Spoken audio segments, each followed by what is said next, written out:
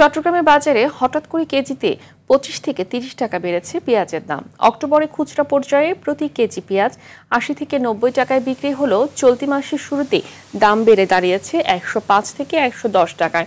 এতে ক্ষুব্ধ প্রতিক্রিয়া জানিয়েছে ক্রেতারা। ব্যবসায়ীরা বলছেন, আমদানি বন্ধ থাকায় এবং দেশি পেঁয়াজের মৌসুম শেষ হওয়ায় দাম বেড়েছে। আমদানি না করলেও দাম আরও বাড়ার সম্ভাবনা দেখছেন খাতুনগঞ্জের আড়তদাররা।